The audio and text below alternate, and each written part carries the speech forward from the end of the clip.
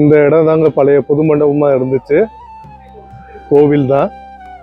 அவ்வளோ கடைகள். சின்ன வயசில் நாங்கள் தாத்தா பாட்டி அம்மாவோட கைப்பிடிச்சு வருவோம். நாங்கள் எங்களுக்கு பிடிச்ச பொருள் எல்லாம் வந்து வாங்குவோம். உள்ள அவ்வளோ கூட்டமாக இருக்கும். மதுரை மக்களுக்கு வந்து ரொம்ப சென்டிமெண்ட்டான இடம் அது புது மண்டபம்.